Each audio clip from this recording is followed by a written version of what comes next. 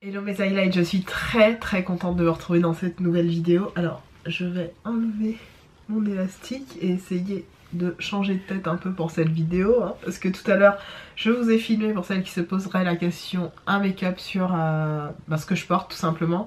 Je vous laisserai le découvrir prochainement, tout simplement. Voilà, j'avais envie de vous faire cette vidéo depuis assez longtemps, je ne savais pas trop comment l'agencer, la manier, l'amener. Mais aujourd'hui je vais vous faire ma wishlist pour 2019, ma vraie wishlist pour 2019, ce que j'aimerais vraiment avoir. Je vais essayer de faire simple, de faire court, de faire efficace. Rien n'est écrit, j'aurais pu voilà, vous lister des choses, faire quelque chose d'un peu plus complet, d'un peu plus construit. Mais vous devez me connaître maintenant, je suis assez spontanée. J'essaye, même si je dis beaucoup dans mes vidéos, j'essaye d'aller de l'avant, de vous dire ce que je pense, sans mettre de barrière ou de filtre dans ce que j'ai à vous dire, et d'être vrai, tout simplement. Et là, la batterie va me lâcher, donc je vais la changer et je vous reviens. Alors par rapport, on va faire une partie wishlist YouTube, une partie wishlist pour ma vie privée, et peut-être une partie wishlist, je sais pas, pour dire l'avenir. Alors on y va, je vais commencer avec la partie YouTube. Ma wishlist sur YouTube, ce serait de voir un petit peu plus de partage, de vraies vidéos de partage, d'éviter de voir des vidéos sur, enfin d'apercevoir, puisque je ne les regarde pas, mais d'apercevoir des vidéos drama, des vidéos qui sont là pour dénoncer, des vidéos qui cherchent à créer de l'insécurité chez les personnes qui nous regardent, des vidéos qui sont créées pour susciter de la haine chez les autres. J'aimerais vraiment ne plus voir ce genre de vidéos sur YouTube et ça fait partie d'un de mes souhaits numéro 1, une de mes wishlists numéro 1, ce serait ça. Une des choses aussi que je n'aimerais plus voir sur YouTube, c'est finalement ces personnes qui aiment se faire peur et créent des espèces de challenges un peu stupides où elles jouent un petit peu avec les émotions de leurs proches. Donc vous savez, c'est des vidéos prank. Ces vidéos là me font parfois rire, parfois je me prends à ce propre jeu qui est un petit peu malsain, fait de voilà surprendre quelqu'un et jouer avec son curseur, on va dire, d'émotion. Et des fois je me fais cette réflexion, je me dis mais j'aimerais pas être à la place de cette personne, de faire croire certaines choses à quelqu'un à un instant T et de se rendre compte qu'en fait non, c'était juste pour la vidéo. Donc ces vidéos prank, j'aimerais vraiment ne plus jamais les voir sur YouTube. Certaines sont d'ordre humoristique et on n'a pas tous le même humour, on n'a pas tous la même façon de voir les choses et je trouve que certaines vidéos de ces vidéos ne devraient plus exister sur YouTube. Et ça c'est vraiment mon avis. Autre vidéo, autre type de vidéo dans ma wishlist que je n'aimerais vraiment plus voir du tout, c'est ces vidéos story time qui relatent des faits réels assez graves. Il y en a une notamment qui m'avait énormément marqué, sur laquelle j'étais tombée vraiment par hasard. Je n'avais absolument pas cliqué sur la vidéo, mais je crois que je finissais de regarder il me semble, une recette de cuisine ou un vlog, et ça a enchaîné sur cette vidéo là. Alors le rapport je l'ai pas trop compris, mais c'était une jeune femme, une jeune fille, pour moi une jeune fille parce que elle devait avoir à peine, mais vraiment à peine 17 ans. Et elle a clairement expliqué dans une vidéo son viol. Et mon dieu, j'ai eu envie, j'ai eu des hauts le cœur, si bien que je suis tombée dessus un soir. Mon chéri dormait déjà, on était dans le lit et tout. Et j'en ai eu des hauts le cœur, vraiment. Je suis allée boire un verre d'eau, je suis allée vraiment me remettre de mes émotions par rapport à cette vidéo qui, à mon sens, était d'une grande violence, d'une grande cruauté, mais vraie. J'imagine vrai, parce que je vois pas l'intérêt pour que cette jeune fille expose des faits comme ça assez graves qui se sont passés. En plus on la sentait gênée parce que je crois qu'à un moment donné, je sais pas si c'est sa mère ou un membre de sa famille qui l'appelait, et vraiment ça m'a mise mais très mal à l'aise. Donc je n'aimerais plus voir ce type de vidéos sur YouTube. Je pense que il y a des lieux pour divulguer certaines choses, il y a des espaces vraiment liés à ce type comment dirais-je, de violence, de souffrance, et je pense pas vraiment que à la base quand les personnes ont pensé à créer ce moyen de communication ou ce média ou ce réseau social qui est YouTube aujourd'hui, qu'ils avaient imaginé ça, parce que y a vraiment des grosses dérives. Très sincèrement, il y a des choses qui me choquent.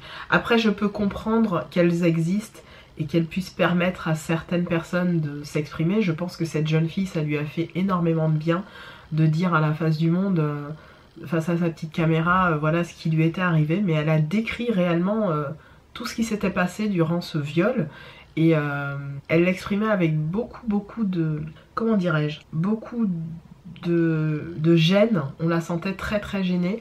Alors peut-être que je me fais des films et peut-être que je fais encore partie de ces spectateurs très naïfs qui imaginent que tout ce qui est plus ou moins divulgué sur YouTube a une part de vérité. J'ose croire en l'humain, j'ose croire vraiment en l'humanité, en l'humain en tant que tel. Une jeune femme qui exprimait ça m'a vraiment touchée et j'estime que voilà, j'espère ne plus voir ce type de vidéo vraiment sur YouTube. Tout sauf ça, mais vraiment tout sauf ça, et tout et encore le tout, non. Il y a des choses quand même que j'aimerais quand même pas voir. Voilà. Ce que j'aimerais aussi dans ma wishlist pour YouTube, c'est plus d'humilité, plus de vrais, comment dirais-je, de vrais gestes d'humilité, d'humanité vers tout un chacun. J'ai l'impression que sur YouTube, tout le monde s'auto-flagelle, s'auto-juge, s'auto-censure parfois. Moi, j'essaye vraiment d'être j'essaye d'être authentique. Pas la plus, j'essaye pas d'être plus qu'une autre, j'essaye d'être juste moi, Peg.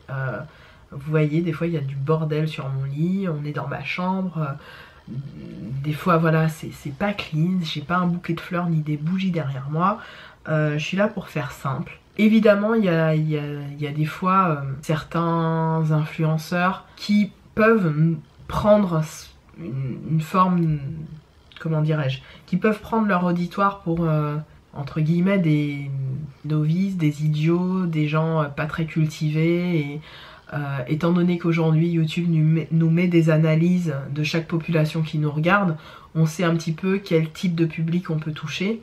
Faut pas oublier que quand on diffuse une idéologie ou une idée ou des choses sur YouTube, on inspire parfois certaines, et parfois on les inspire pas toujours dans le bon sens. Moi je sais que j'ai eu beaucoup de mal à faire mes vidéos sur mon augmentation mammaire, parce que je me suis dit, s'il y a des jeunes de l'âge de ma nièce qui me regardent et qui se posent la question de leur corps, etc. C'est pour ça que j'ai préféré en faire plusieurs, pour expliquer que voilà, moi à 14 ans j'avais déjà envie de faire cette opération, que je ne l'ai pas faite, et que j'ai pris le temps de grandir, de mûrir pour faire cette opération qui m'a fait finalement du bien, pas du mal, mais vraiment du bien, et qui m'a permis de relativiser sur pas mal de choses de mon physique. Après, quand je parlais d'autoflagellation ou de façon de voir la vie et de diffuser de l'information sur YouTube que je ne veux plus voir, c'est surtout pour dire que voilà, tout est accessible, tout est acquis, alors que ce n'est pas vrai. Même une personne qui est hyper riche, qui a, selon ce que vous verrez d'elle, tout dans la vie pour réussir, parfois, enfin la plupart du temps, elle n'a pas tout. Elle n'a pas tout ce que vous imaginez qu'elle a. C'est une personne qui fait face aux mêmes problématiques que vous, qui peut parfois avoir des problématiques plus difficiles à gérer que vous, psychologiquement plus intenses. Et je pense qu'il ne faut pas se dire que voilà, quand un youtubeur reçoit beaucoup de produits ou fait beaucoup de partenariats ou a beaucoup d'opportunités de voyage, etc., c'est qu'il a réussi sa vie. Non, la réussite dans la vie, c'est encore autre chose.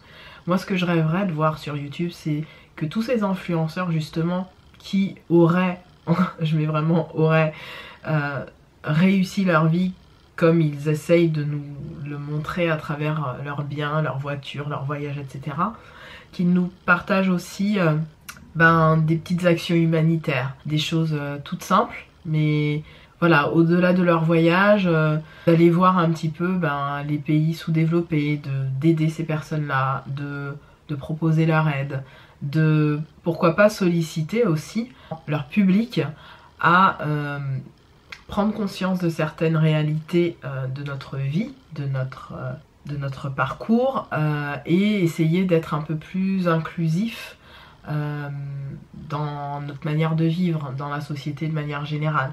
C'est pour ça entre autres que j'ai beaucoup apprécié la vidéo de Marie. Alors je sais, hein, j'ai eu pas mal de personnes qui sont venues dire ouais mais en fait elle l'a fait parce que... ou elle a... oui j'entends. Moi, ma vision, la façon dont moi j'ai vu cette vidéo, c'était une personne qui avait évolué, qui avait changé, qui avait grandi surtout, parce que oui, faut pas se mentir, Marie, elle a connu YouTube, elle était encore toute jeune, préadolescente, et elle a vraiment grandi avec cette plateforme, ce qui est, voilà, ça fait partie de l'évolution aujourd'hui. Demain, mes enfants... voire les enfants de mes enfants connaîtront peut-être un média similaire à celui de YouTube et vivront ou évolueront avec ce type de plateforme. Pour nous, souvent issus des années 80, 90, 2000, c'était tout nouveau, c'était quelque chose voilà, d'un peu différent. Donc moi j'ai vraiment entendu et compris son message et avec beaucoup de bienveillance, j'ai cru voir chez elle quelqu'un d'investi, d'évoluer, qui avait envie vraiment qui avait ce souci de bien faire au vu de sa communauté, parce que je pense que c'est quelqu'un qui a pas mal aussi souffert de certaines choses qui se passaient dans sa vie, en grandissant et tout ce que vous voulez. Et je suis intimement convaincue que, en toute bienveillance, hein, vraiment, elle a voulu partager cette vidéo pour aussi faire à son public un espèce de cadeau comme ça sur une forme d'envahissement, de réalité très grave qui se passe en fait les dessous que vous ne connaissez pas, que pas mal d'influenceuses connaissent et je trouve que c'est tout à son honneur, voilà, point à la ligne. Après, comme je vous l'ai dit, ma vraie wishlist c'est de voir ces influenceurs qui partent en voyage, qui font plein de choses, partager aussi des choses très simples. Comme je sais pas, monter des écoles dans les pays sous-développés, aider certaines familles en difficulté, pourquoi pas en France même, hein, puisque en métropole ou même dans d'autres pays d'Europe il peut y avoir des grandes difficultés chez pas mal de personnes. Voilà, vu qu'ils ont les moyens de faire ce genre de choses, d'agir directement devant leur porte en fait, de pas besoin d'aller à l'étranger hein, pour ça, hein. Vous pouvez le faire en allant dans certains quartiers ici en France métropolitaine, vous pouvez le faire dans plein d'associations, il existe plein d'assos où vous pourriez voilà, donner la soupe aux plus démunis, donner de l'argent, j'en sais rien, ou de n'importe quoi en fait à tous ces gens qui sont dans une misère absolue en France actuellement. Donc voilà, moi je pense que j'aimerais voir ce genre d'action humanitaire se faire. C'est d'ailleurs un de mes vœux, donc on va passer à la partie personnelle. Un de mes vœux, une de mes wishlists, c'est de faire partie d'au moins au moins deux associations caritatives. Ce serait vraiment quelque chose que j'aimerais faire. J'aimerais m'investir dans au moins deux associations caritatives. Je pense à l'une d'elles. Il s'agit, il me semble, de nom de l'association Joséphine, qui aide certaines personnes à se sentir un peu mieux dans leur peau et à mieux affronter finalement leurs conflits sociaux, de rechercher du travail, voilà, une action vraie. Pourquoi pas aussi, j'ai pensé aussi à Emmaüs et à d'autres actions. Je sais pas encore vers quelle association je vais me tourner, mais je veux vraiment m'inscrire dans au moins deux secteurs associatifs. C'est ma wishlist personnelle, vraiment. Autre chose que j'aimerais faire cette année, qui fait partie de ma wishlist, je vous l'ai dit, je vous en ai souvent parlé, c'est de me défaire de pas mal de choses au niveau maquillage. Donc d'utiliser ce que j'ai, de continuer à faire du tri, de continuer à donner autour de moi, que ce soit en termes de vêtements, etc. Et voilà, de partir sur une forme, je dis bien une forme, et la mienne surtout, de minimalisme, d'avoir des choses plus saines à utiliser, alors plus saines non, hein, je vais pas partir sur du vegan ou du bio, non, mais sur de la simplicité en termes d'outils, je sais pas avoir trop de stock pour rien, mais le peu de stock que j'ai, de l'utiliser correctement, voilà. Je voudrais aussi partager avec vous certaines de mes lectures qui m'ont apporté énormément, qui m'ont inspiré beaucoup. Donc ça, ce sera l'objet de la vidéo dont je vous parlerai prochainement. Je ne sais pas si vous en avez entendu parler, mais de faire en fait un tableau de vision board. Je ne sais pas si vous en avez entendu parler, mais c'est faire un tableau de projection en fait, de tous les buts qu'on a envie d'atteindre prochainement. D'où l'idée de ce tableau blanc là, que je pense que je vais remplir avec vous en vidéo. Donc voilà, ce sera l'objet de notre prochaine vidéo. Aussi personnellement, j'aimerais être encore plus investie que je ne le suis aujourd'hui dans mon travail. J'aimerais voilà, et d'ailleurs je ne le fais pas, mais encore ne pas compter mes heures, vraiment me donner à fond, faire encore plus, faire partie pas des meilleurs, mais des bons éléments de mon métier. J'ai envie de voilà, donner le meilleur de moi-même et d'atteindre certains objectifs personnels, de qualité personnelle, de qualité humaine. Voilà, ça c'est ma vraie wishlist personnelle que j'aimerais mener à bien.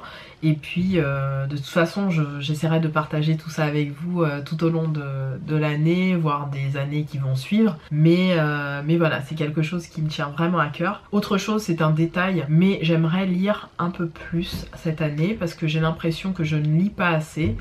Qu'il y a certains documents, certains éléments qui passent à côté en fait, où je passe à côté et où je devrais vraiment plus lire, plus m'investir dans tout ce qui est lecture de développement personnel, etc. Et je vous ai dit, je vous l'ai promis, j'en partagerai certaines avec vous, ça c'est sans aucun problème. Autre wishlist, j'aimerais participer à plus de réunions d'information, de colloques, de journées de discussion dans divers secteurs, que ce soit l'entrepreneuriat, que ce soit les secteurs de la communication, des médias, etc. Je sais qu'il y a certains sites qui proposent plein d'invitations et je pense me tourner vers ce site parce qu'il me semble que j'en avais gardé un en mémoire dans mon historique sur mon ordi, sauf que je ne le retrouve plus et je sais que c'était un site qui vraiment relatait en fait tous les événements à venir, les discussions, les colloques, les choses comme ça, et il y en a pas mal dans Paris, dans plein d'endroits différents, et voilà, j'aimerais participer un petit peu plus à ce genre d'échange parce qu'on apprend beaucoup. En plus on se fait un réseau assez conséquent, donc l'idée ce serait ça, de grossir un petit peu mes champs de connaissances et mes contacts dans ce milieu professionnel qui ne cesse de grandir me concernant. Et ensuite je passe à la partie future. Donc pour le futur, ce que je mettrais au niveau de ma wishlist, c'est de devenir de plus en plus humaine, d'augmenter ma capacité de lâcher prise, d'augmenter ma capacité à relativiser, de rester encore plus vrai que je ne le suis aujourd'hui, d'être toujours plus discrète au niveau de mes petites victoires et de partager certaines d'entre elles avec vraiment les personnes qui me sont très proches et qui peuvent comprendre, on va dire, mon euphorie face à certaines petites victoires. J'aimerais aussi, alors ça c'est vraiment un objectif wishlist de nana, j'aimerais aussi me sentir de mieux en mieux dans mon corps et dans ma peau. J'aimerais atteindre les objectifs que j'ai pu atteindre auparavant en termes de poids et d'alimentation. Je sais que je mange correctement, mais par période il peut m'arriver de mal manger, donc j'aimerais réguler ça chez moi. J'aimerais aussi passer un petit peu plus de temps avec mon chéri, faire vraiment avoir une espèce de passion en commun et se dire voilà, ce jour là il est à nous, on fait ça, ça, ça. Donc ça fait partie aussi de mes wishlists parce que il se trouve qu'en ce moment on est plutôt tous les deux très fatigués et que ce soit en fin de semaine ou même dans la journée, on se croise plus qu'autre chose, même si on se retrouve tous les soirs, mais souvent moi je passe pas de temps, je regarde pas trop la télé, voire jamais, je regarde pas les infos, ça ne m'intéresse pas. Je pense que les informations aujourd'hui sont plus là pour vous plomber le moral qu'autre chose, donc les informations je ne les regarde jamais. De toute façon j'ai pas besoin de ça, hein. Clairement quand vous allez sur internet, généralement quand il se passe un truc vous le savez automatiquement, voilà. J'aimerais aussi, comment dirais-je, avoir plus de moments de partage avec les gens que j'aime, qu'ils soient de ma famille ou pas de ma famille, parce que oui, on ne choisit pas sa famille, mais on ne la subit pas non plus. Et je sais qu'il y a certaines personnes, que ce soit au niveau de ma culture ou autre, qui se disent ah bah non c'est ma mère ou c'est mon père, c'est comme ça qu'il est, donc voilà je dois faire comme ça. Non, la famille on ne la subit pas, on ne la choisit pas, mais on ne la subit pas. Ça c'est vraiment un de mes leitmotivs. Donc je suis contente d'avoir pu parler, reprendre contact avec certaines personnes qui m'ont énormément manqué. Et je suis très reconnaissante de leur aide dans mon évolution psychologique, humaine et mon éducation tout simplement. Je suis très reconnaissante de tout ce que mes parents ont pu faire pour moi, très reconnaissante de mes frères et sœurs, de tout ce qu'ils m'ont aidé à mettre en place, qu'ils m'ont appris, etc. Je suis très reconnaissante voilà, de mon chéri, de ses parents, de tout ça, et j'aimerais accroître cette reconnaissance. J'aimerais aussi dans cette wishlist future ne plus, quasiment plus avoir peur de quoi que ce soit. Vous savez, il y a des gens qui ont peur de la mort, il y a des gens qui ont peur voilà, qu'on leur prenne certaines choses, qu'on leur prenne certaines places. Personnellement, j'apprends à ne plus avoir peur du tout de ça.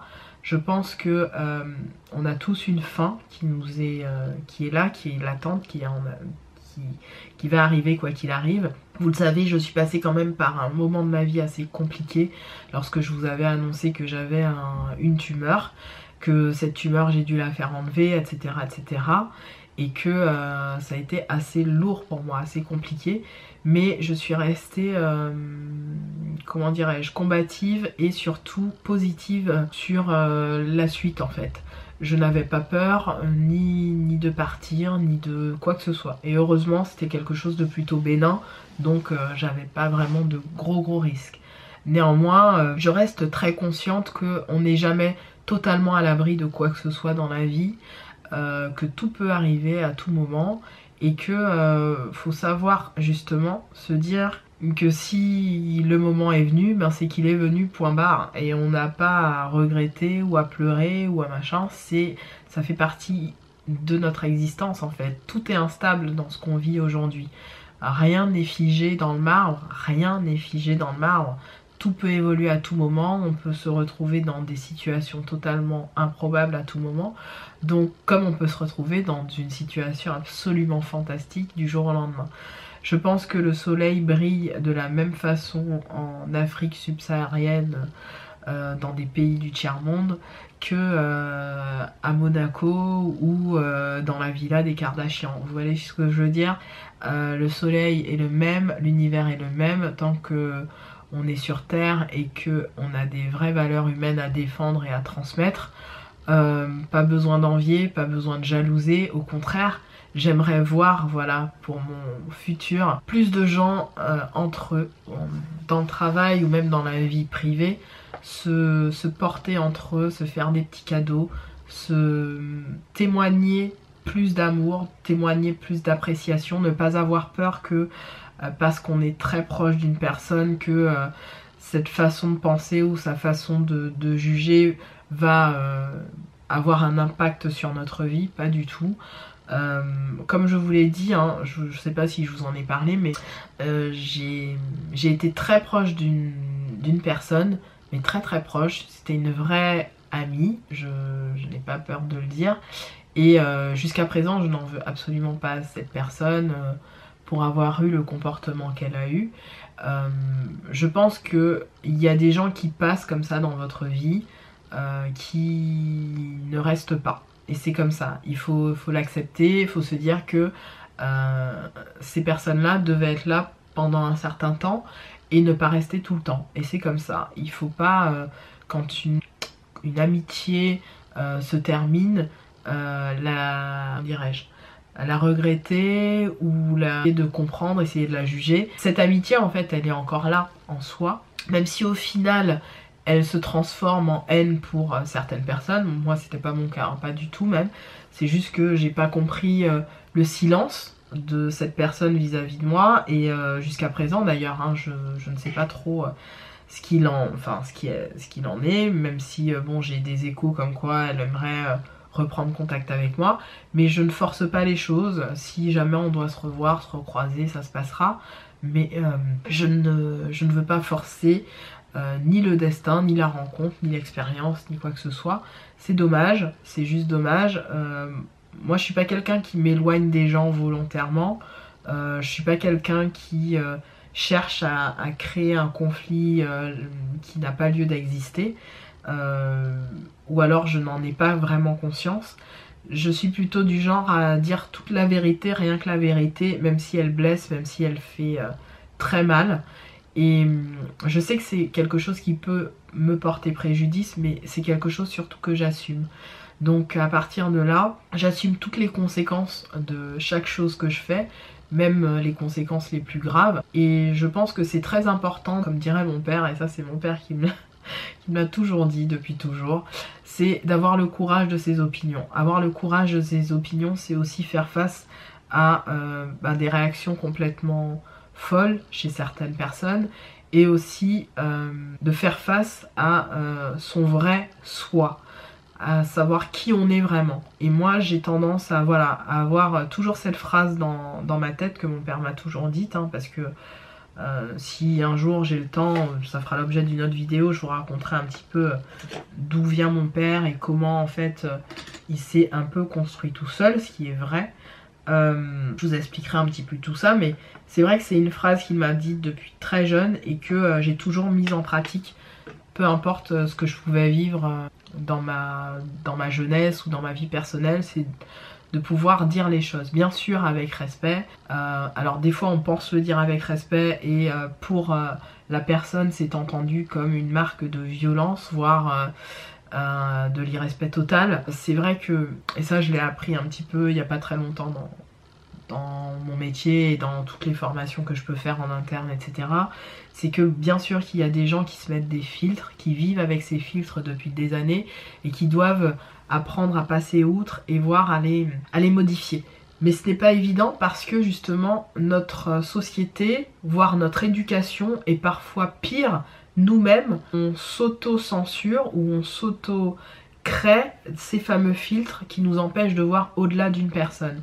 On oublie qu'un être humain, on ne vit pas 24 heures sur 24 avec lui et qu'on ne sait pas ce qui se passe 24 heures sur 24 dans sa tête, dans son corps, dans son cœur, dans sa vie de manière générale. Donc je pense que c'est vraiment ce que j'aimerais par la suite, pour rebondir, apprendre à voilà, rester toujours vrai envers ma façon de penser, envers mon entendement, essayer de trouver les mots. C'est ça qui sera difficile, de trouver les mots justes pour exprimer une attitude, une situation et une façon de voir la vie tout simplement. Voilà, j'espère que j'ai pas été trop longue et que j'ai été assez spontanée dans cette vidéo. C'est quelque chose que j'avais envie de vous faire depuis assez longtemps, que peut-être je n'ai pas eu la posture, le courage de vous faire ce type de vidéo auparavant. Aujourd'hui j'ai le courage de mes opinions et donc j'ai le courage de vous dire tout ce que je vous ai dit aujourd'hui en vidéo. Je vais essayer d'enlever tous les que j'arrête pas de mettre, j'arrête d'avoir des dans mes vidéos, c'est galère. Donc voilà, je vous embrasse, vous voyez, toutes et tous. J'espère que cette vidéo vous aura plu et je vous dis à très bientôt mes highlights. Salut.